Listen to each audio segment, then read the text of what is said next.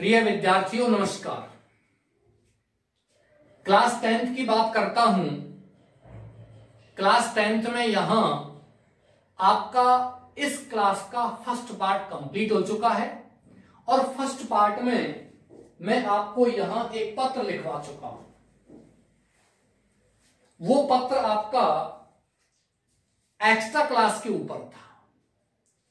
आप अपने स्कूल के प्रिंसिपल को एक्स्ट्रा क्लास अतिरिक्त कक्षाओं की व्यवस्था करवाने के लिए पत्र लिख रही है। वो कंप्लीट हो चुका है। आपने कारण भी दिए हैं, रीजंस भी आपने दिए हैं। यहां से आगे हम सेकंड थर्ड क्वेश्चन की ओर बढ़ते हैं।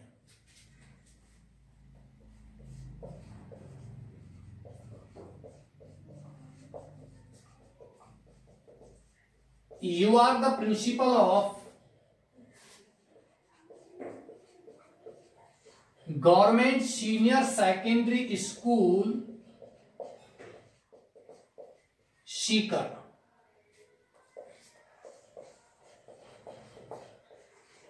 Write a letter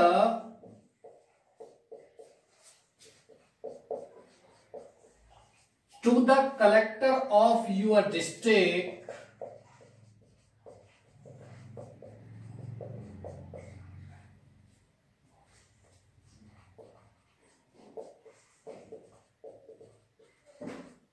complaining, या लिख सकते हो to ban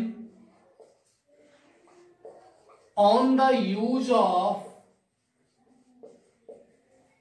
loud speakers and microphones in your city during board examinations. प्रिय विद्यार्थियों, ये आपका प्रश्न है और प्रश्न भी आपका ठीक है। आप इस क्वेश्चन को अच्छे तरीके से पढ़िए।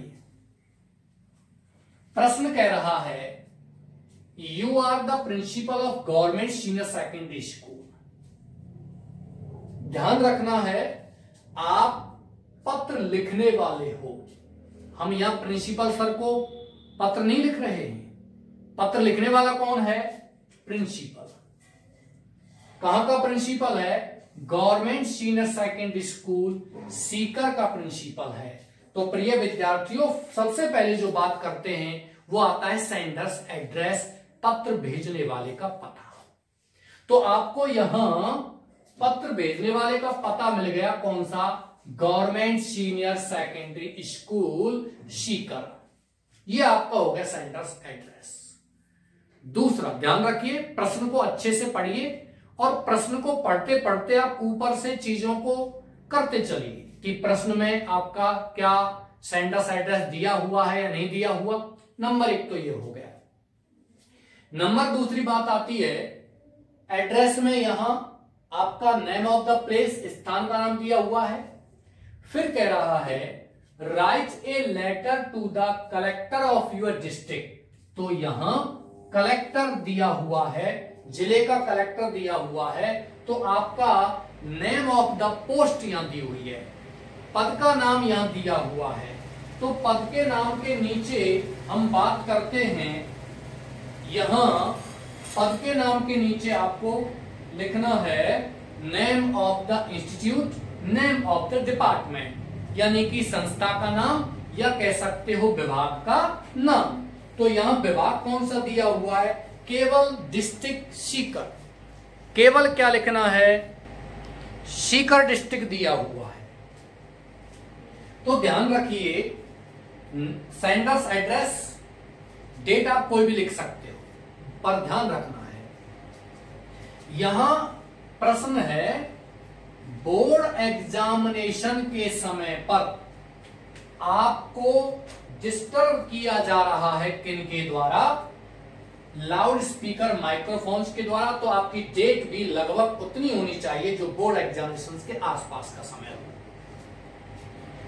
कलेक्टर हो गया, डिस्ट्रिक्ट विभाग हो गया, कौन से जिले को लिखोगे? आप यदि government senior secondary school Sikar के प्रिंसिपल हो तो आप सीकर जिले के कलेक्टर साहब को ही पत्र लिखोगे। ऐसा नहीं है कि आपकी समस्या सीकर जिले में है और आप कलेक्टर साहब अजमेर को पत्र लिख रहे हैं, कलेक्टर साहब नागौर या बीकानेर को पत्र लिख रहे हैं, चूरू को पत्र लिख रहे हैं, वो गलत आंसर होगा।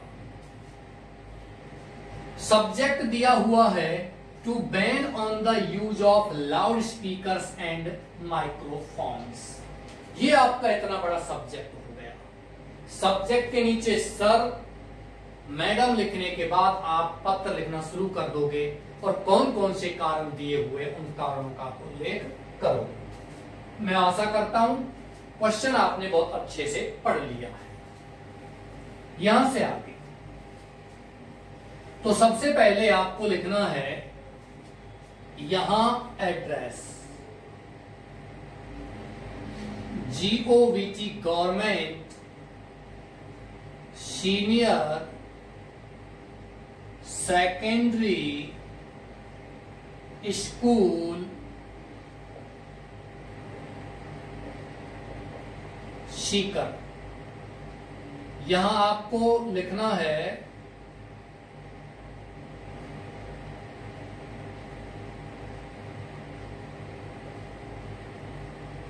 20 फरवरी 2020-2021 जो भी है, या एक पंक्ति छोड़ देनी है, ध्यान रखिए। इसके नीचे लिखोगे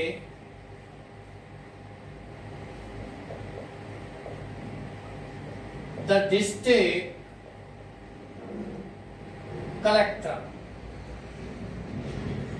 और यहां लिखोगे सीकर। यहां तक आपका कंप्लीट हो चुका है। ऊपर प्रिंसिपल नहीं लिखना है, यहां भी प्रिंसिपल नहीं लिखना है। आप इस विद्यालय के प्रिंसिपल और आप पत्र लिख रहे हो तो नीचे जो हमने अभी प्रश्न लिखा था इससे पहले वाले पार्ट में, रश्मि लिखा था या और कुछ लिखा था, रंजीत लिखा था, उस जगह पर हमको क्या लिखना है? प्रिंसिपल। अपने आप समझ में आ जाएगा द अबव मेंशन्ड स्कूल, ऊपर उल्लेखित विद्यालय का प्रिंसिपल। चलिए यहां बात करते हैं। इस जगह पर आपको लिखना है the district collector. The district collector नहीं लिखना चाहते तो यहां लिख सकते हो दी कलेक्टर सीकर डिस्ट्रिक्ट सीकर, ऐसे लिख सकते हो। या लिख सकते हो दी कलेक्टर सीकर डिस्ट्रिक्ट, ऐसे लिख सकते हो तो भी ठीक है। इसके नीचे एक पंक्ति छोड़ करके आपको लिखना है सब्जेक्ट। प्रिय विद्यार्थियों, सब्जेक्ट में यह ध्यान रखना है, एक शीट में लिखने का प्रयास करें। सब्जेक्ट में लिखना है to ban on the use of loud speakers and microphones. इसमें आपको ये नहीं लिखना है to ban on the use of loud speakers and microphones during examination, during board examination या इन आवर सिटी, ये नहीं लिखना है।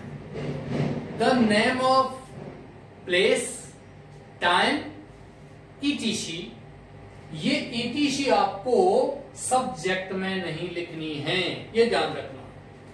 Government senior secondary school Sikar, एक पंक्ति आपने यहां छोड़ी है, दो पंक्ति यहां छोड़िए, एक पंक्ति यहां छोड़िए, एक पंक्ति यहां छोड़िए और फिर लिखिए श। एक पंक्ति यहां छोड़ दीजिए और यहां लिख दीजिए I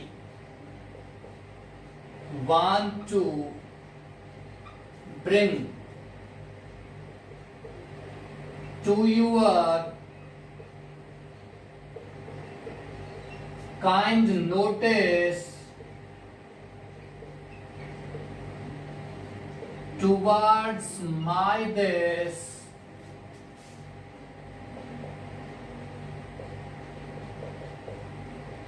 polite letter to ban on the use of loudspeakers and microphones during board examinations.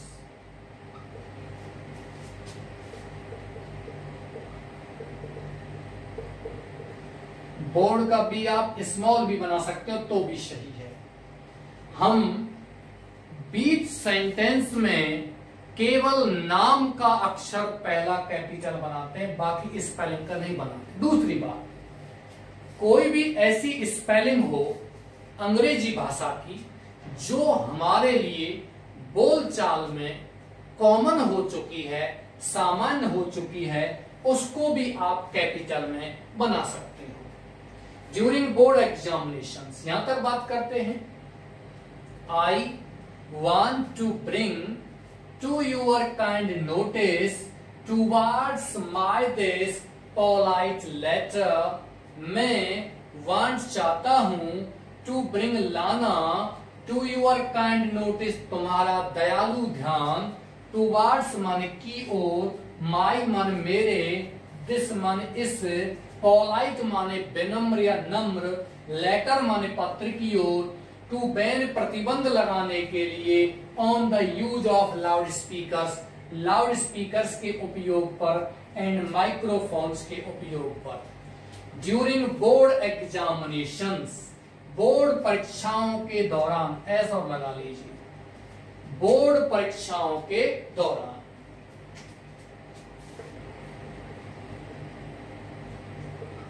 There are such people, ऐसे कुछ लोग हैं, who use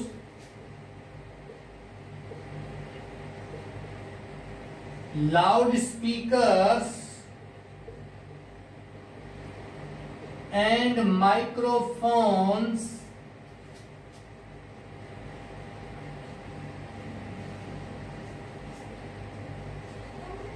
day in and day out.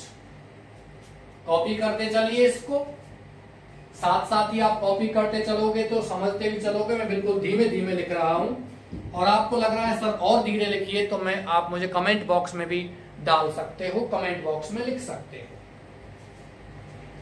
चलिए बात करते हैं।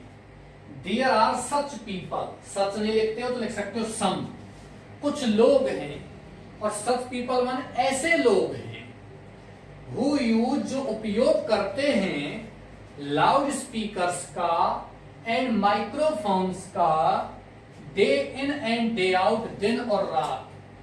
डे इन का मतलब होता है दिन के अंदर, और डे आउट का मतलब होता है दिन के बाहर। डे आउट का मतलब रात, और डे इन का मतलब क्या होता है, दिन। डे इन डे आउट के स्थान पर लिख सकते हो आप all the time.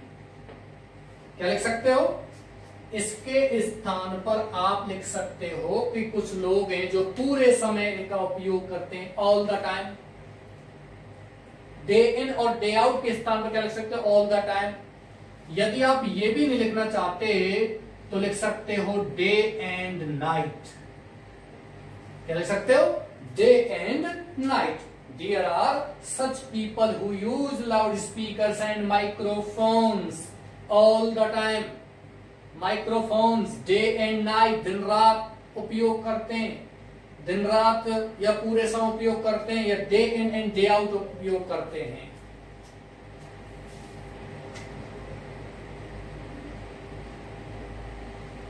The high pitch sound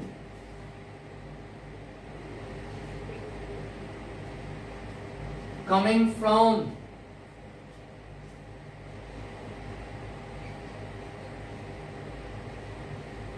these equipments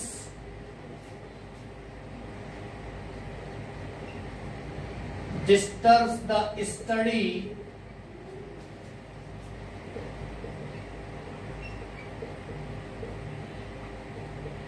of the students। प्रिय विद्यार्थियों, मैं इसको मिटाता हूं यहां।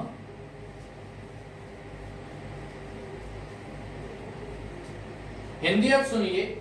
द हाई पिच साउंड, तीव्र शोरगुल, कमिंग आता हुआ फ्रॉम दीज इक्विपमेंट्स, इन उपकरणों से। इक्विपमेंट्स माने उपकरण, इंस्ट्रूमेंट भी लगा सकते हो। डिस्टर्स माने व्यवधान डालता है। द स्टडी माने अध्ययन में, ऑफ द स्टूडेंट्स माने विद्यार्थियों के। यहां से आगे लिखना है, पैरा चेंज नहीं करना है। पैराग्राफ चेंज आपको अभी नहीं करना है।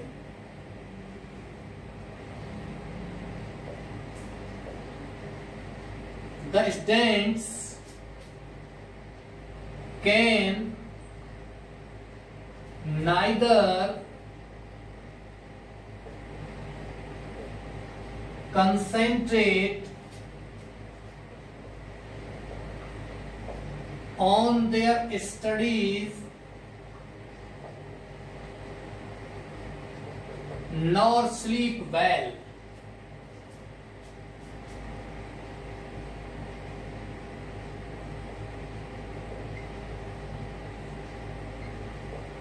Their board examinations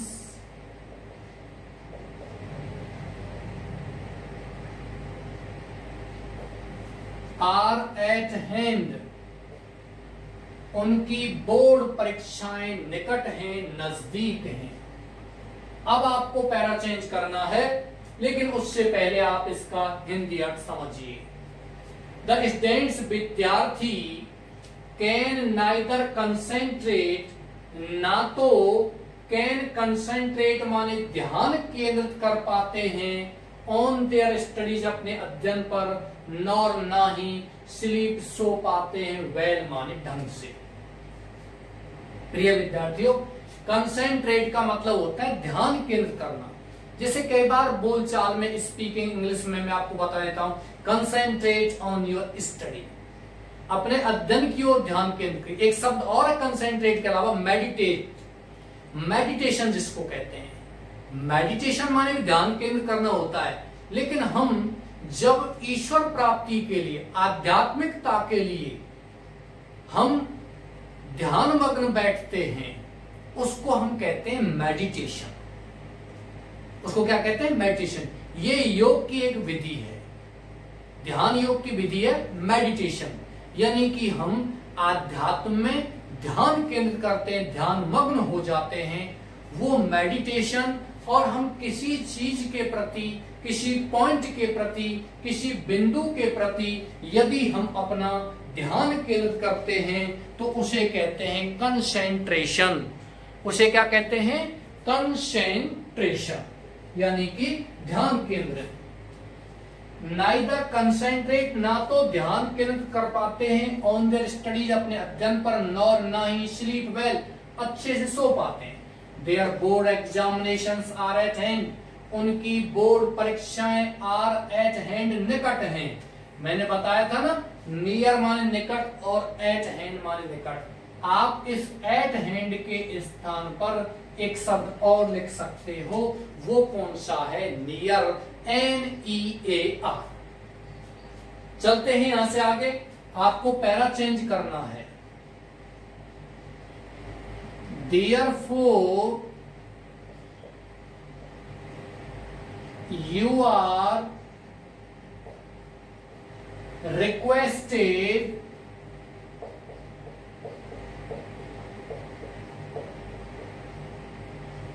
to look into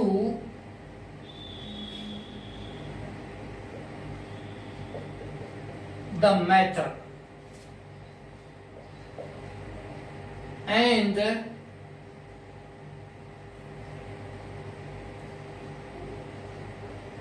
ban on the use of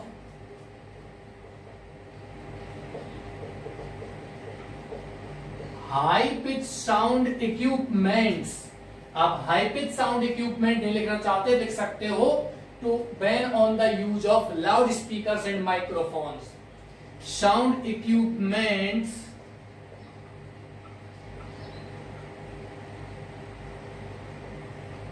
as soon as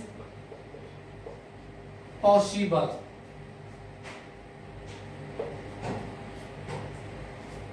Therefore, चलिए एक लास्ट पंक्ति और इसमें है, I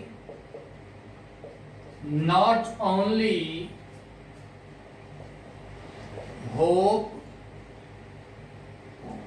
but also believe that you will consider this polite letter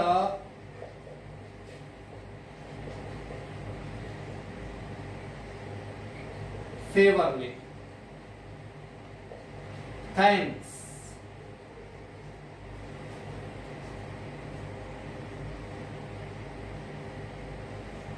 thanks के बाद yours faithfully और नीचे लिखना है आपको प्रिंसिपल। इस तरीके से आपका ये पत्र समाप्त हुआ है, लेकिन उससे पहले आपको इसका हिंदी ट्रांसलेशन भी करना है, समझना भी है। मैं नेक्स्ट क्वेश्चन लिखाता हूं उससे पहले। प्रिय विद्यार्थियों, यहां बात करते हैं आपका नेक्स्ट क्वेश्चन से पहले यहां पैरा जो चेंज किया है वो सभी में इसी प्रकार से लिखना है। कंप्लेन लेटर हो, शिकायती पत्र हो या अपना प्रार्थना पत्र हो, उन सभी में ये लिखना होता है। उन सभी में फिर से रिक्वेस्ट की जाती है कि आप जो हम यह रिक्वेस्ट कर रहे हैं, कृपया उस रिक्वेस्ट की ओर ध्यान दें, कृपया आप उस ओर हमारे जो समस्या है उसकी ओर आप ध्यान दें। प्रिय विद्यार्थियों, कंप्लेन किसी प्रकार की हो सकती है। कलेक्टर साहब को हम शिकायती पत्र लिख रहे हैं, यहाँ लाउड स्पीकर का जो माइक्रोफोन्स का समस्या है ड्यूरिंग एग्जामिनेशंस के बारे में हम लिखते हैं, हमारे विद्यालय के निकट शराब की दुकान है, टू बैन और to close the shop of wine.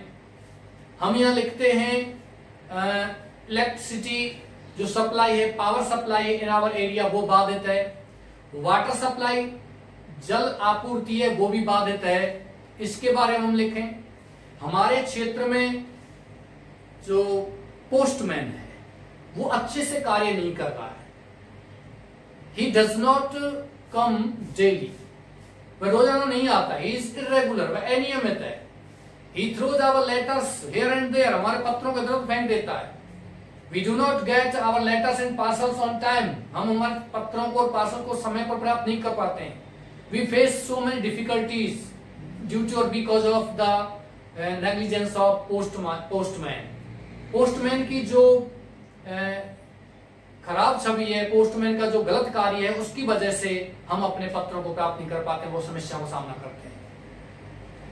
दूसरी बात करते हैं यहाँ, इसके अलावा आप बोर्ड के सचिव को पत्र लिखना है for duplicate copy of marksheet. आप 10th क्लास की मार्कशीट का दूसरा प्रतिलिपि मंगवाना चाहते हो, आपकी 10th क्लास की मार्कशीट खो गई है, आपने पिछले या 2 वर्ष पहले क्लास 10th पास किया था, कौन से विद्यालय से किया था, और आपकी जो मार्कशीट खो गई है, आप उसको फिर से डुप्लीकेट कॉपी मंगवाना चाहते हो, उसके लिए आप पत्र लिखिए। म्युनिसिपल कमिश्नर को पत्र लिखिए, नगर निगम नगर पालिका के आयुक्त कमिश्नर को पत्र लिखिए कि आपके क्षेत्र में, आपके टाउनशिप में, आपके कस्बे में या आपके एरिया में एक पब्लिक पार्क का निर्माण किया जाए, for the necessity of a public park. ये हमारे शिकायती पत्र भी कहलाते हैं और ये हमारे क्या कहलाते हैं, एप्लीकेशंस, प्रार्थना पत्र भी कहलाते हैं। यहां से आगे जो हम बात करेंगे वो बात करेंगे लेटर टू एडिटर्स, संपादकों को लिखे जाने वाले पत्र।